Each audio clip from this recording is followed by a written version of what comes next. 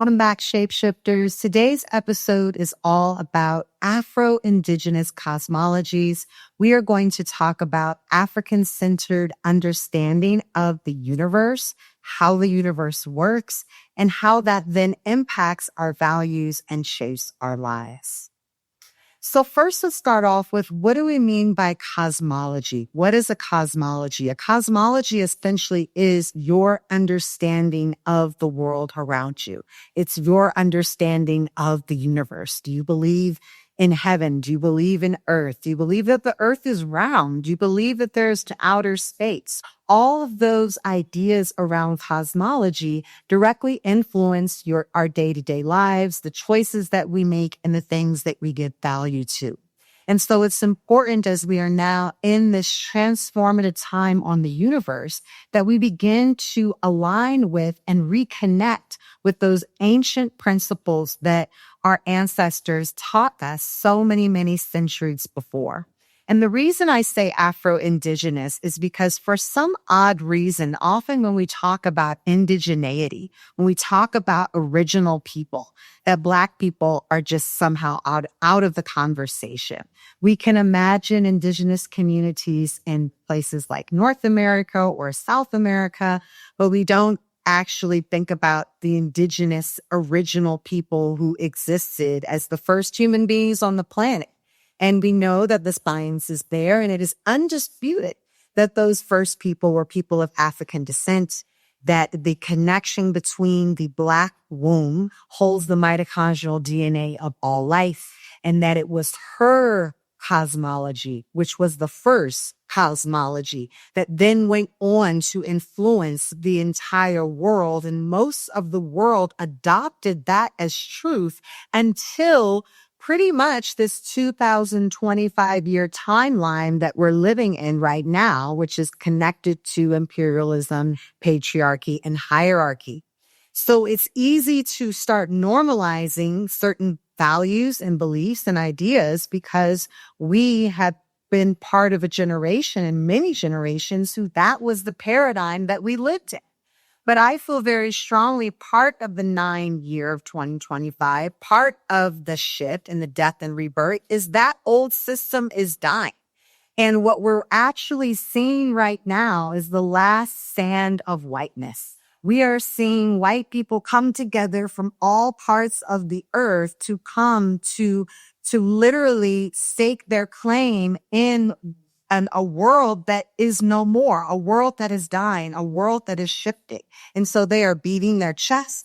They want you to believe that they are winning. But the reality is, if you just do the math, there's not even enough of that mindset. I'm not going to say white people, of that type of mindset in the universe. The majority of people don't believe that way. And so we're seeing new ideas, new models, new businesses, new frameworks of people and countries in the so-called global South that are coming along, and they're actually rejecting those ideas of imperialism. They're saying, we don't need your loans anymore. We can create our own sovereign institutions. We don't need your government investment. We believe in the power of our people. We believe in the power of our traditions and the power of our ancestors. And so today I'm going to share with you some of those beliefs that are universal. So when we talk about Afro-Indigenous cosmologies, we're talking about universally held principles around the way the universe works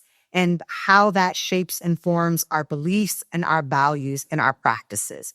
And these are ways that, although they originated on the continent from people of African descent, then became the norm, as I said, for people all over the world. And so wherever you are on the planet, the reality is that your lineage, your ancestors, even white people, even Europeans, were connected to people who believed in these ideas, believed in this cosmology before they were conquered by conquering tribes that brought in much of what we have normalized as today. And so one of the terms that many of you have heard is this idea of a worldview. And that actually is opposite to an Afro-Indigenous cosmology, because as we know, what you see and what is reality may not be the same thing.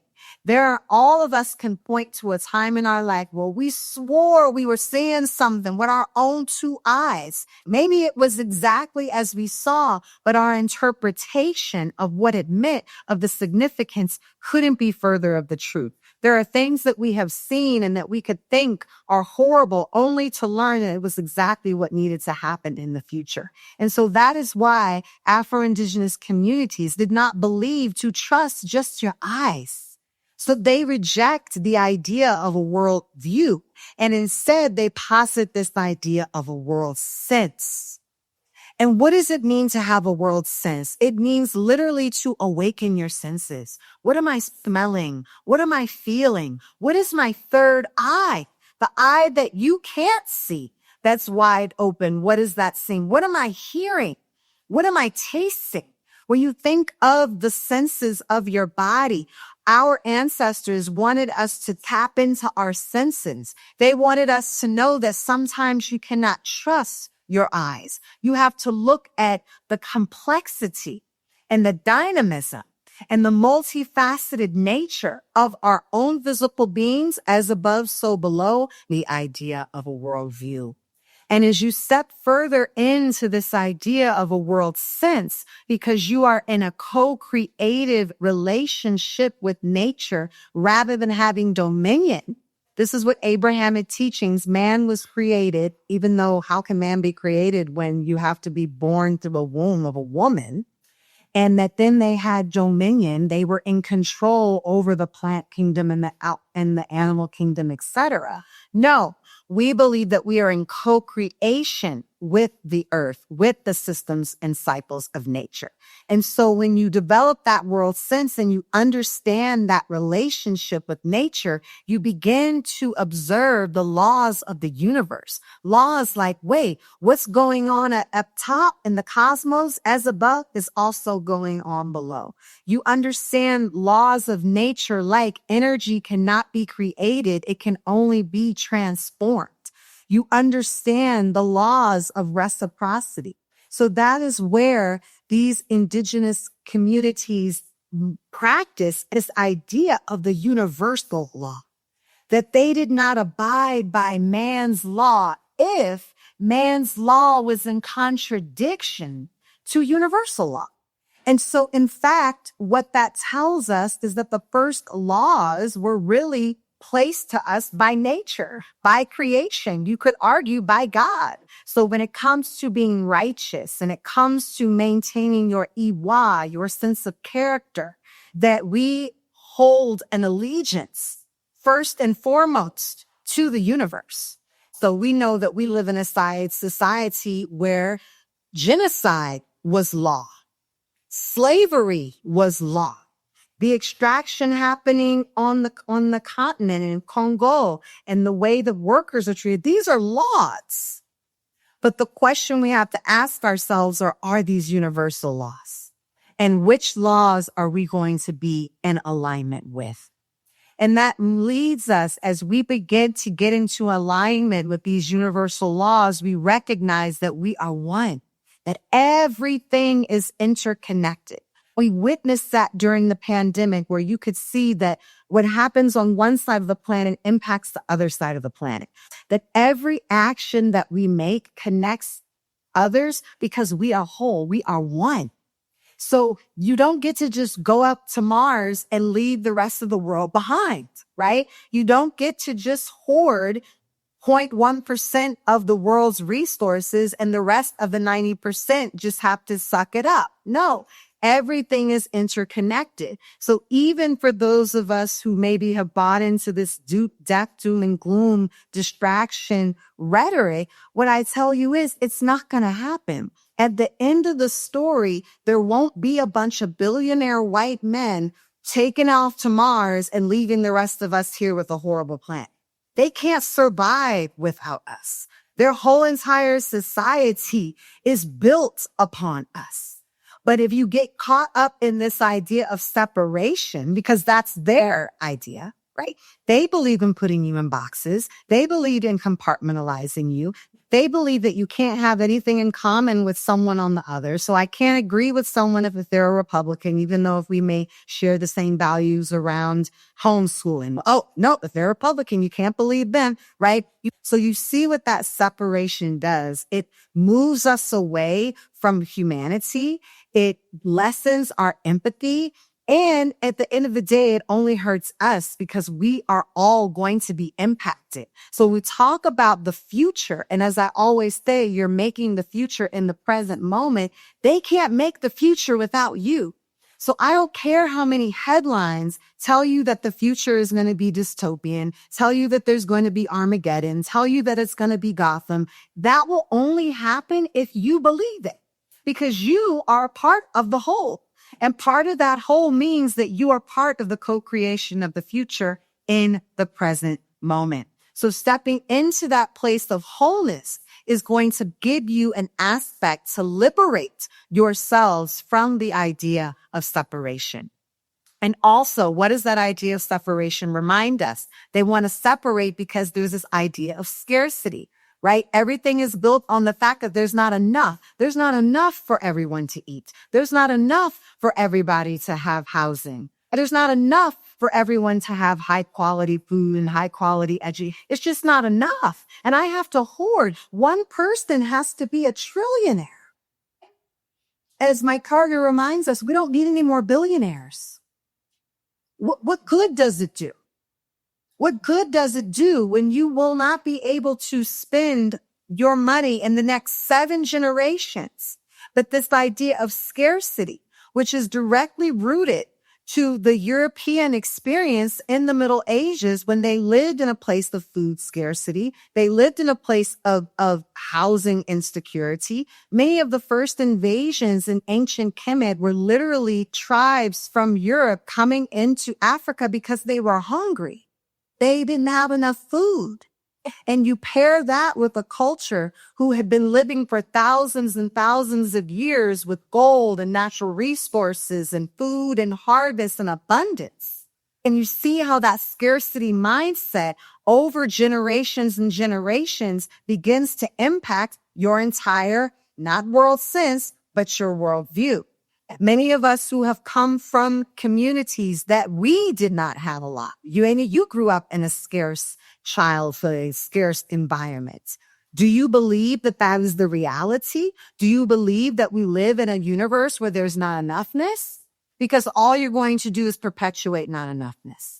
But the reality is, not the mindset, the actual reality. If we look at the data, if we look at the science, if we pull up the receipts, there is more than enough food to feed every single human being. There is more than enough space to make sure that every single person has a quality place to live, has access to healthy water, has access to quality education. There are millions of pounds of food that are literally thrown away every day because of some weird bureaucratic law that says that you can't help. So it's not because we don't have abundance. If you'd ever grown a garden and you've had an opportunity to harvest, 9 times out of 10, you're harvesting more than you can ever eat.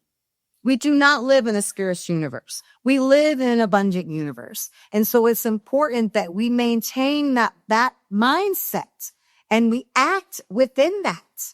And we don't allow dominant noise to override the universal law that you have everything that you need. You have more than enough.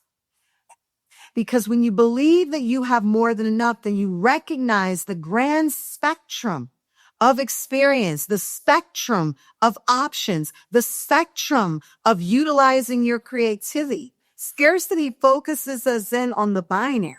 But when we're able to dream new possibilities, we can move into the spectrum. When you think about the electromagnetic spectrum of light, that there's so many different gradations and you almost can't see one from the other. If you ever looked at a rainbow, you get a chance to witness the spectrum of opportunities. And that is what the universe is showing you in the sky. So don't get caught up in the binary and realize that we can choose through our creative currency, new ideas, new experiences, and new levels of awareness. And that is going to move us into a place of new possibility.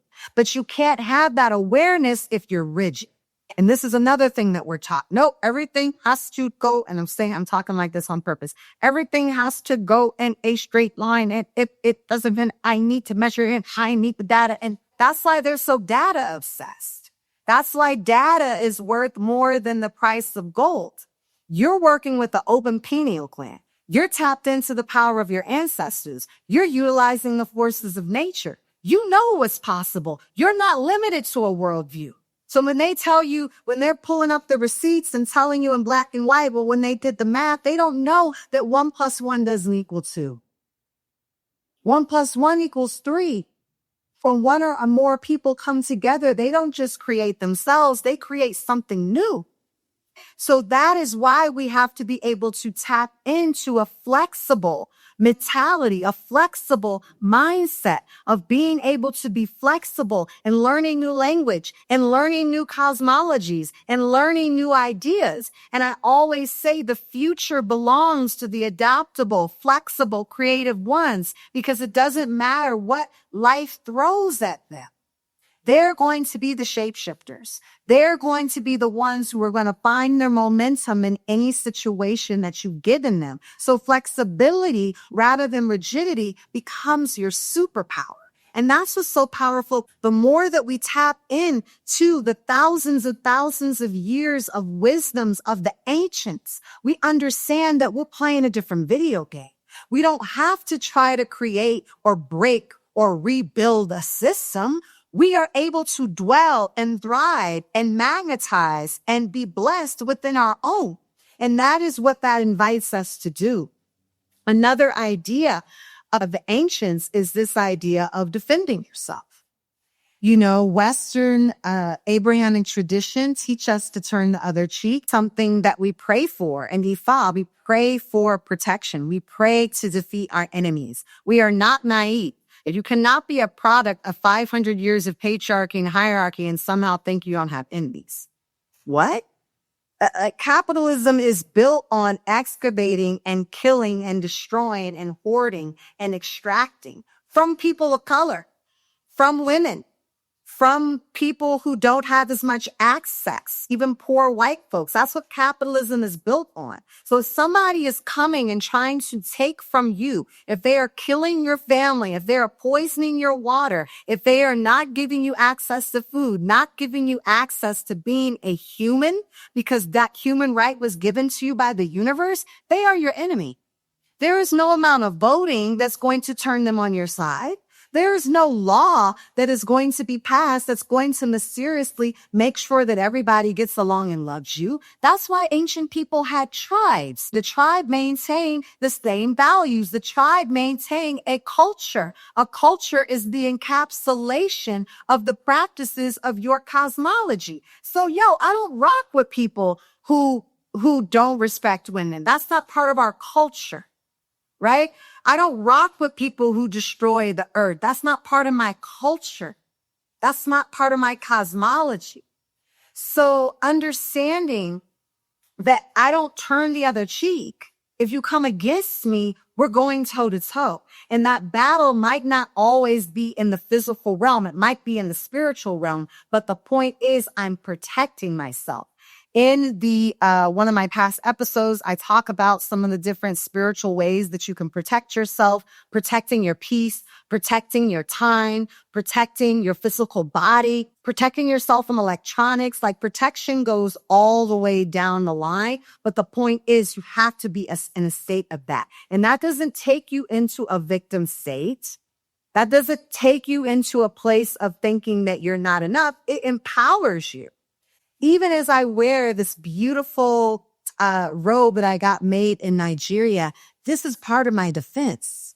Those of you who can see me or watching on YouTube, my defense is my adornment. My adornment in the ancient textiles and the jewelry and the sacred metals and my natural hair, right? These are parts of my defense, but they're also parts of my adornment. So we get to reframe and imagine our defense in ways that are restorative to us. But your ancestors, all people on the planet, defended themselves. Okay. So this whole idea that I want to be nice and everybody's got to come to the party. No, they don't. No, everybody doesn't need to come to the party. Everybody's not part of your town. Everybody's not allowed in your home. And you don't bring people who are out of order into your home and then act funny style when they show themselves. And so defending yourself also is an inside out game.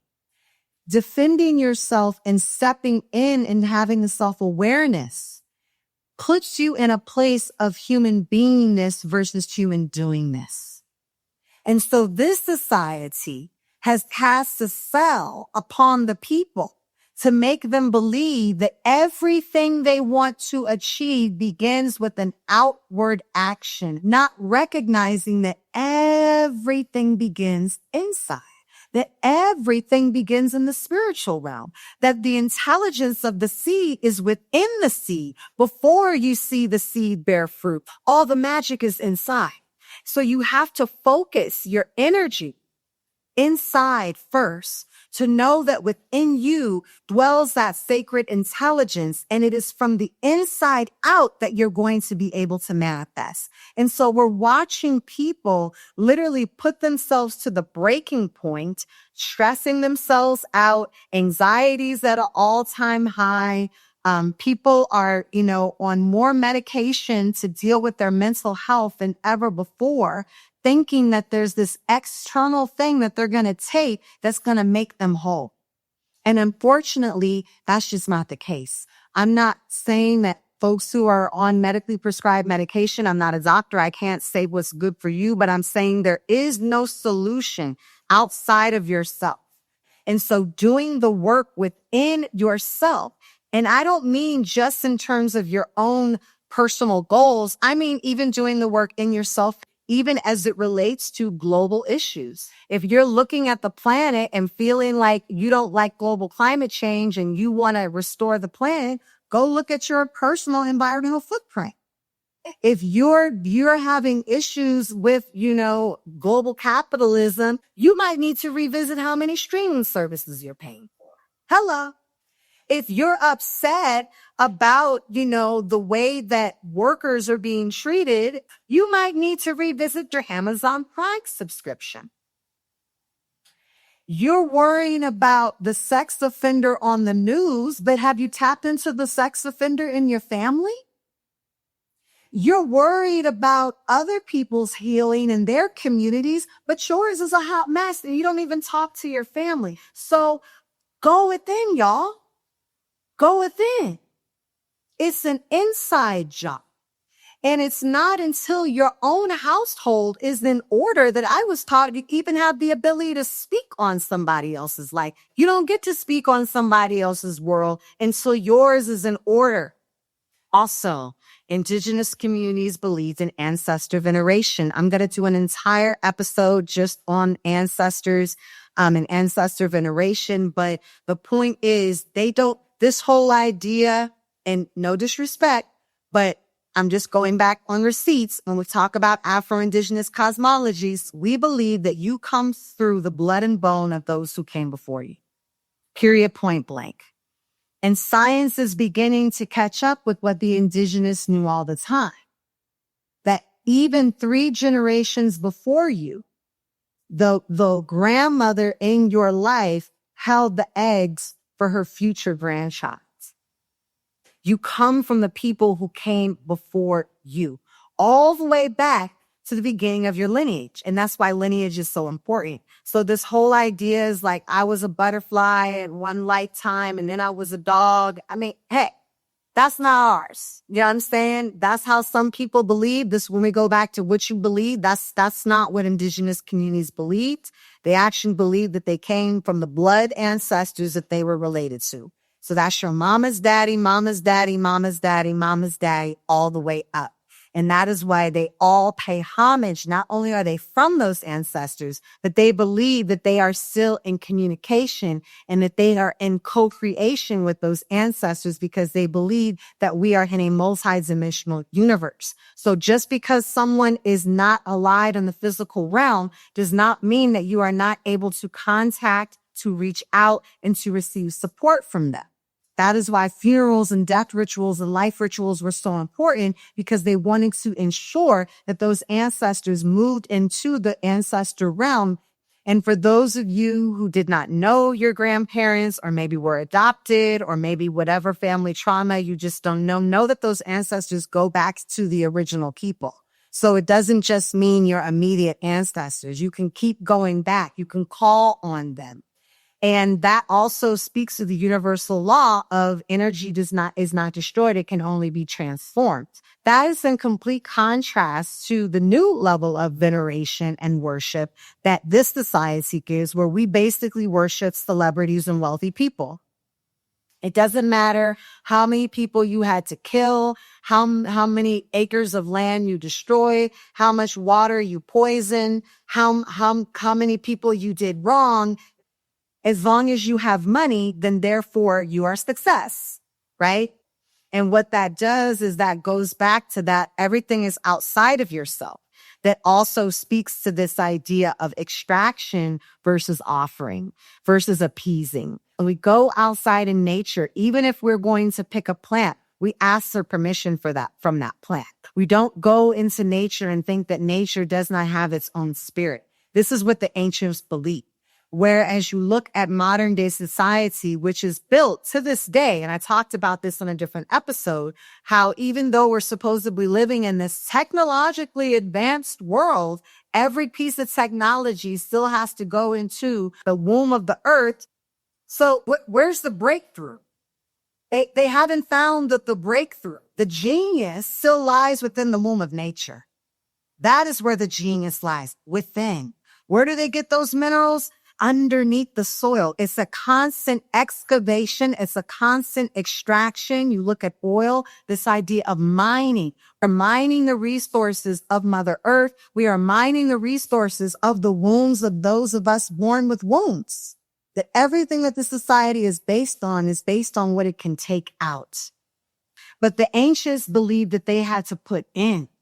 That we're already taking from the universe. She allows you to walk on her belly. She feeds you from her sacred waters. She feeds you from the beautiful plants and vegetables and fruits and flowers. She feeds you from the wildlife. She gives you the sun. She gives you the air. She gives you everything. And so we don't need to take anything else without permission. We need to give. We need to appease. We need to put an offering down. And so that is why many believe that a lot of the chaos that we are experiencing in the universe right now is because Mother Nature is unhappy. You cannot live for 2,000 years of excavation and mining her people, her resources, her nutrients, and never appease her and think that somehow you're not going to have natural disasters. Think that somehow you're not going to have constant war. Think of somehow you're not going to have separation, othering. Everything that we're witnessing in the universe right now, in terms of the tragedies that we're seeing, is in direct relationship to how we have treated Mother Nature. And until she is centered, restored, appeased, we will have no peace on the universe. And so we need to get right with her. Because like I said, when they put your heart on that scale, you don't get to blame white people for why you did not maintain your own character. You don't get to blame patriarchy for why you decided that you didn't care about how you treated the planet, how you didn't care about your shopping and your spending. You didn't care about how workers were treated. You don't get to tap out. You're here. So you have to be responsible and accountable in your own way. There's some forces that we don't have control over. However, that might mean that we might need to take a little bit longer before something comes to our door because we can't get it overnight. It means we might have to get in the car and actually go to a physical store because we don't want to keep supporting the same companies that we claim to be against. It might mean that we've got to work with somebody that gets on our nerves because we really believe in collectivism and cooperativism and mutual aid. It might mean that I'm going to have a little bit less so everybody else can eat. This is the way, these are the ideas of what it means to step into this place of offering in order to bring the universe back into balance, bring it back into alignment. And so that shapeshifters are some of the core principles of Afro-Indigenous cosmologies, of the ways that people who came before you, who were able to create a pyramid, although no one has been able to build one since, who were able to create the first calendars. And we know that it takes 1,000 years to create a calendar. We know that these are the civilizations who birthed African civilizations specifically that birthed more queens than all other civilizations combined, who never had to have welfare because they never had a time where the community went without. They understood, didn't mean everybody got along and they didn't have wars, but this whole level of a 1% of people controlling over 90% of the resources, we certainly did not have that. And we did not have that because all of these societies respected the cosmos. They respected the universe. They understood their positionality and they placed themselves in a constant position of co-creation, collaboration, appeasement, sacrifice, and ritual. So think about your homework, because I'm big on homework these last 2 episodes. Think about some of the core principles that I named that really resonate with you. Think about some of the ones that maybe you need to research a little bit more. With everything that I do, I'm like, hey, don't take my word for it. Go do your own research, right? I've dedicated my life to the study of myself because I grew up and inherently within me, I knew that what I was being told by my teachers, by the mainstream media, I knew that it wasn't true. Something within me, my own sacred seed, my own intelligence, through the blood and bone of my ancestors, told me that there was more. And so I dedicated my life to studying and to learning the ways of my people. And the more that I learned the ways of my people, I realized that those were the ways of all ancient people. And then I realized that the more that I tap into those ways, the more that I was able to hack the mainstream society's algorithm of death, doom, gloom, and destruction. And so all of those ways have given me a superpower. So when people come to me with their ideas of scarcity, when they come to me with their ideas of separation, when they come to me with their ideas of we need to be more doing more stuff than being, I can reject that. Not just because I'm trying to say no, but because I can stand on the spiritual inheritance of those that came before me. All right. That's what I got for you to take. All right. That's what I got for you today, shapeshifters. Until next time, keep shifting.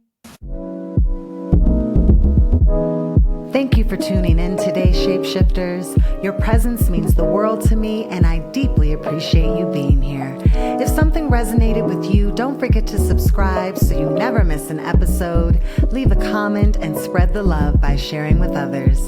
Until next time, keep shifting.